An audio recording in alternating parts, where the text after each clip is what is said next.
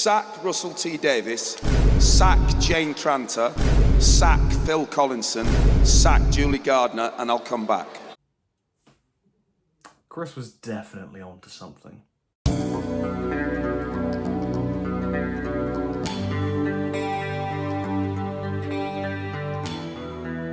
So it's been a couple of months since the Reality War aired, season 2 of this current era of Doctor Who, or series 15 of the show, post-2005, whatever you want to call it. Basically the second season of the RTD2 era of Ncuti Gatwa, and also the end of his era, which we didn't see really coming. So I did want to kind of do this sort of retrospective on his era now that the era's done, you know, it's over, so we can kind of look at it as a whole. And this video will also be about my general thoughts of not just the actual show like in universe, but also just like the sort of state and profile of Doctor Who as a brand, as a show, as a, you know, as a franchise and whatnot. But yeah, I will be brutally honest, I am just kind of getting this video out of the way because I've wanted to get it out of my system, just kind of to basically close the book on me talking about current Doctor Who and whatnot, because if my tone didn't indicate, I'm not very enthused about it. And I actually recorded this video once and I was not happy with it, so I just wanted to do it again. But this has not been a, yeah, that's probably going to be the last video that I actually just kind of force out there. I just want to get this out there, but I'm not exactly enthused to discuss this. Because yeah, overall, this era it's been disappointing, really. It's had some great elements to it, some great moments, some great episodes and whatnot, and we'll talk about the good stuff as well. But on the whole, the direction and the kind of overall sort of vibe and tone and feel, and actually the overall sort of direction and vision of the era, I ain't been a fan of, really. And it's more so been disappointing than anything, which I think is worse. After both seasons, I've just felt very unenthused about Doctor Who. I've just not really cared. And I just remember the build-up, you know, in between series 1 and 2, you know, the build-up for that and the build-up for season 2, or should I say, the lack of build-up, because it just felt like nobody knew Doctor Who was coming on. Like, usually like, I'm the first person in my family to know about Doctor Who, and yeah, obviously I knew that it was coming in like April and whatnot, but I wasn't really screaming about it when trailers were coming on about 2 weeks before the show was, you know, it was on telly and whatnot. My parents would be like, oh wait, Doctor Who's coming back. And I was like, yeah, it is. But I didn't really care to be like, oh, Doctor Who's coming back and whatnot. I didn't really care. In between, again, those two series, I was speaking to a lot more people out there, you know, I was actually touching grass and, you know, interacting with the real world. And I was talking to people about Doctor Who and whatnot, and bring it up, and I don't mind talking about it with people, but, you know, just the general vibe I got was, you know, for general audiences or people who maybe used to watch it but now don't really keep up with it as much or as religiously. Yeah, Doctor Who's just kind of, the profile of the show is just fallen off a cliff. And that's really stayed true after season 2. You've got to look at things like the Doctor Who merch, the Doctor Who shop online that I've seen, and it's just like, you know, overpriced for very weak designed shirts and hoodies and whatnot. Or you look at, I was at San Diego Comic Con, I kept seeing on like social media and whatnot, on the official accounts and whatnot, just a really minimalist presence. It felt like it was just kind of relying on brand recognition of the TARDIS and the Daleks, and, you know, not the stories, not the people in the show. You know, it really does feel like the show's profile has just fallen off a cliff now, and it is just, there's this feeling of limbo. It's like, who is Doctor Who actually for now? Because I genuinely don't know. And I should say as well, I don't relish not enjoying Doctor Who. I'm not one of those people who's actively wanting Doctor Who to fail. I love the show, and I really have. And part of me's always just thought, you know, is it me growing up? Is my taste changing and growing older? But I have been going back to some of the older episodes, from like, in terms of like from the modern series and the classics as well, but also I'm more talking about the modern series. You know, I've been going back to some of the older episodes and whatnot, and I still love them. Okay, nostalgia will play a part of it because I obviously grew up discovering those episodes, but even still, you know, I'm judging them from a different lens now, and I really do appreciate some of those stories that I've rewatched. You know, I'm thinking stuff like the Rise of the Cyberman 2-parter from series 2, stuff like Flatline, stuff like the Rings of Akaten, Cold War, which I did a watch-along of, like a live watch-along on my, you know, anniversary. I did the watch-along, and like, you know, you can see that I was really enjoying picking apart, you know, stuff like the filmmaking in an episode, or some of the other things I hadn't noticed before, you know, but now that I'm older, I can appreciate. So with that exact same mindset, I just, for the most part, haven't been enjoying this current run of the show. The main positive, though, I will give this whole era, Ncuti Gatwa as the Doctor. He has genuinely been great, and this is no slight on him. Any of the criticism I'm going to say of the era, it has nothing to do with him, because he was dealt a terrible hand. He's very much the Colin Baker of the new series, and, you know, even Capaldi and Whittaker, at least they got to leave on their own terms. At least they got to face the Daleks, which Ncuti has gone on record and saying he regrets not doing. You know, and in interviews when he was the Doctor, that was one of the things he was looking forward to most. You know, facing the Daleks and the Cybermen. I think he's mentioned. Yeah, it's very clear that the 2-season thing was not a plan. That's very clear. Back to Ncuti, I think as a performer, he's brought so much to the role. You know, he's really made it his own. He's got charisma in bucket loads. He's really charismatic, and I never didn't enjoy watching him on screen. I thought he was always compelling. I thought he brought some, interesting perspective and emotions to the character of the Doctor. I gotta say, he was dealt really by hand, and he had so much potential to be one of the greats, but he really was, he was great, but it's the writing overall that's just really dragged him down. The main critique I have of the era is RTD, Helmier, and I don't want this to be a kind of like, oh, let's bash RTD and whatnot. I don't want it to kind of just be mindless hate and mindless bashing. I don't want it to be like that, because he's a fantastic writer, not just obviously in the 2000s when he brought Doctor Who back, but recently, he's done stuff like Years and Years and It's a Sin, which I still need to get onto, but these were fantastic dramas that he did just before coming back to Doctor Who. I think it's like, there's a couple of the individual episodes that he's written have been great. I loved Wild Blue Yonder, I loved Dot and Bubble, I loved Lux, episodes they helmed. But I think it's just his overall vision, it's not changed, since 2005. His approach has not sort of changed, and that's not bad, but A, we already have that from the previous seasons. B, and more egregiously, and I've mentioned this before, but the TV landscape has changed so much in those 15, 20 years since he was last on Doctor Who. But he's not adapted his style to fit that, and it's trying to have these, 13 episode long arcs crammed into 8 episodes, these Doctor Light episodes that would have been fine back in the day, now take up like, 2 of them, a quarter of the series, and the fact that Ncuti's not had that much anyway, it feels like he's barely been the Doctor, and it's a shame. But yeah, his approach is just not changed, the goofiness, it was always there, but it does feel like it's kind of dialed up a bit more nowadays. His mystery box, story arcs, they were the same and whatnot. Again, they're the same here, but just, I think with less time, far less compelling. And overall, my overall feeling is I just feel tired and exhausted. It's like, it's the same old stuff. It's the same old, we need something new and fresh. This is why the more time has passed, one of my favourite, or maybe not favourite, but the episode I probably respect the most of this era is The Story in the Engine from season 2, because it was from a completely new writer for Doctor Who, and I can't remember the writer's name, I'm sorry, but his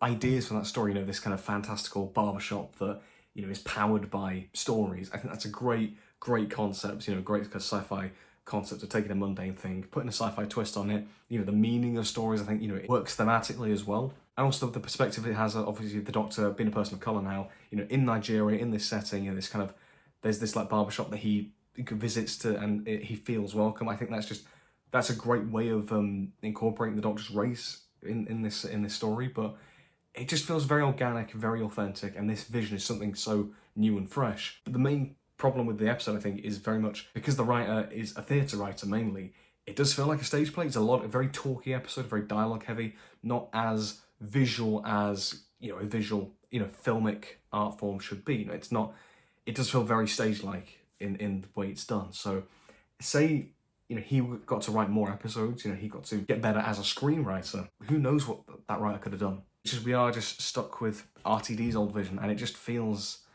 it doesn't feel as fresh. It doesn't feel as, that magic's just not there. Another thing I think this affects also is the companions, Ruby and Belinda. I think they've both really suffered. I think because of, A, the truncated runtime of these seasons, but also RTD not adapting his style to suit them. But Ruby and Belinda are just Rose and Martha done all over again. More or less they are. Like, the parallels are very overt, and it is just a bit, it just doesn't, it's not very compelling. A common critique with Ruby is that there wasn't much conflict with her and the Doctor. It just feels like they sort of just got on a lot of the time, and obviously Doctor Light episodes doesn't get you too much time to, get to know them and whatnot. No, I don't mind that necessarily. I think the thing that wins me over with those two is Miller Gibson and Ncuti's chemistry. I think was very, kinetic, and it was very compelling. And I bought these two as friends, so it was always nice to watch them, together, even if character-wise, I think there could have been a lot more there. Yeah, I think because there was a bit less ambition with Ruby than Belinda, I think that's why I actually prefer Ruby as a companion over Belinda. And they definitely had more potential, being a bit more confrontational with the Doctor, kind of calling him out, a bit more of a mature character, which I appreciate in principle, and I think those first couple of episodes, I think there was definitely promise with her, even if it did take me a little moment to warm up to her in the first episode of series 2. But then by the midpoint of the series, you know, stuff like, I mean, Lucky Day she's barely in, obviously, but like Interstellar Song Contest and the finale and whatnot, just the latter half of this series and whatnot, she's just not the same character. In fact, it is Interstellar Song Contest. It is that episode where, I believe, because it was a guest writer, Gina Dawson, she didn't know about Belinda as a character. Russell hadn't told her really any details, so it was just write a generic Doctor Who companion, and it really shows in that episode. And that also just shows poor showmanship on Russell's part. You know, he should be making it clear to his guest writers what his companion for the series, the second main character of the series, is like. And by the end of the series, she is just completely regressed, and it's like she literally gets put in a box and is now a mother, which is something she's never shown interest in, and is something that is nothing like the Belinda in episode 1. And not in a natural, the character has evolved, just like, this is completely incongruent. This just doesn't work. I just smacked my computer. And then also the heavy reliance on nostalgia. That is probably the biggest issue, and that's the one that really ticks me off, because it just feels like we are just stunted. We are just going backwards, and this is of nobody's fault but the creative team. These are choices that you didn't have to make. No one forced you to make these, but you did. I actually was thinking about this. I made a sketch back when it would have been around Chris Chibnall left, so with Power of the Doctor coming out. I made a sketch called The Tragedy of Chris Chibnall the Wise, and it was sort of a parody on the Opera House scene in Revenge of the Sith. And basically the point of that sketch was that obviously Chibnall leaving, and the start of Chibnall's era, he was like, no returning monsters, it's a clean slate, you know, I'm going to make Doctor Who my own. And then by the end of his era, he was bringing back the Sea Devils, and there was like Morbius Doctors, and in the Power of the Doctor, you had all the old Doctors and companions. It was just a massive fan service galore and whatnot. And basically, I'm trying to make the point of that, you know, as much as a showrunner will try and avoid fan service and try and make the show their own, they ultimately can't resist the temptation that they will indulge in fan service. Moffat very much did it towards the latter half of his tenure, and it seems that history repeated itself, because Davis did the exact same thing with his new tenure, despite claiming that it was meant to be a clean slate. Yeah, right. I distinctly remember the season 1 finale, Legendary Sunday, and the cliffhanger with Sutek, and I remember in a few of my group chats, people who casually watched Doctor Who caught that episode and were like, who's Sutek? What's going on? Have I missed an episode? And it's like, I don't blame them for thinking that. As I say, I'm a fan who knows all this stuff. I've seen Pyramids of Mars, but it didn't do anything for me for Sutek's return. He didn't look anything like Sutek. Sutek barely did anything of note. He just sat around and, well, literally got taken out like a bitch in the time vortex. So as a fan, it didn't do anything for me. Casual viewers, didn't do anything for them because they didn't know what the hell's going on. And it's like, it's that question of, who is Doctor Who for now? Who is it actually for? And then Omega's return in season 2, again, it was the exact same mistake. And obviously Rani, but who cares? Like, who cares? And Mrs. Flood was a Rani. Oh, big surprise. I actually remember not long after Reality War aired with Omega and whatnot, I remember talking to a friend of mine who, again, was more casual, who hadn't seen Series 2 and, you know, wasn't aware that Omega was back. And I told him, and I showed him the clip, and his reaction was absolutely priceless. It was just, he was like, that's not Omega. Yeah. I could, worse words were used, but yeah, you get the point. It wasn't very good. And also, regenerating into Billy Piper. Need I say more? It just reeks of, well, desperate. It's just desperate. It's just really, really desperate and creatively bankrupt. Overall, I'm just not enthused by the show, and I just feel exhausted. I don't really feel like talking about the current era of the show, because that's it. You know, Gatwa has been great. He absolutely has, and there have been some great episodes in this era, you know. But the stinkers of this era, my God, they've been bad. Like, there've been some rough episodes. Look, I don't relish slagging off Doctor Who. I don't like that, because I love the show. I've grown up with it. It's inspired me ridiculously throughout my life, and you know, I would not be who I am today without it. I am interested in seeing what War Between the Land and the Sea, the kind of spin-off, is it Sea Devil spin-off? But I'm interested to see what that'll be like. It does look, from the teasers we got, not very Doctor Who-y, which I think is probably a good thing, you know. So I'm interested to see what that will be about. But yeah, I'm just not enthused about talking about the current era of the show and whatnot. And it just, you know, after the Reality War, God, it just felt, yeah, all the enthusiasm just vanished from this fandom. It just felt like, yeah, And I felt that coming for a long time. I felt that enthusiasm really kind of vanish. And it just feels like, again, who is Doctor Who for now? Who is it for?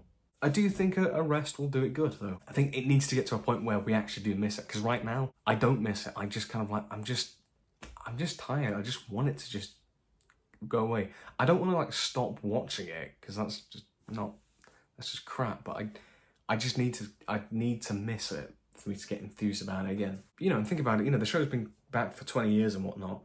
And if you think back to the classic series with the McCoy era, where that era got a lot of new young writers and whatnot, a lot of those writers were born around the time that Doctor Who started, so they very much grew up with the show as kids, unlike a lot of the other classic Who writers who were a bit older and whatnot. And you see that freshness and that, you know, kind of new energy in the McCoy era. Now, obviously, behind the scenes circumstances of the time meant it was short-lived. But could you imagine another thing like that, you know, where we get, a new era like that? That just feels more refreshed. You know, the writers, you know, who are like my age, who were born around when the show came back, what could they do with the show? It'd be great. So yeah, that's my general kind of feelings towards Doctor Who at the minute, kind of a sort of look back on the Ncuti Gatwa era and whatnot. And look, if you enjoyed this era, more power to you. I'm not here to take that away from you. I wish I was one of you. I wish I loved it, and there were parts of it that I loved, and I thought there were moments and glimmers that I thought maybe Doctor Who's finally back on track. Like particularly with Lux, I think that was kind of an episode where, even if it was like to a small degree, it felt like people were talking about it. I saw Mr. Ring-a-Ding memes and like sort of reels and whatnot popping up, and I saw, you know, people who weren't Doctor Who fans, they saw that character, and it kind of captured a little, just a little bit. It captured people's attention. You know, even like Mr. L, who, you know, I did a podcast with. He's not a Doctor Who fan, he doesn't watch it, but he saw, you know, Mr. Ring-a-Ding popping up on social media. So, you know, there was those little glimmers of hope, and it's not impossible for Doctor Who to come back, and there's absolutely something you could do with it. There always is. It's a show that has infinite potential, but with the same old writers from the past 20 years, that's what killed the show before. It's what's going to kill it again. You need to keep moving forward. You need to keep encouraging the new talent, the younger talent, because that's what's going to carry it through, not relying on the same old. That never works. Not in the end. And on that haunting note, let me know what you think of the era in the comments below, and this will probably be my last video on, you know, talking about current Doctor Who, because, I mean, I don't know what else there's going to be, because it looks like radio silence at the minute, but, well, you know, until next time, take care.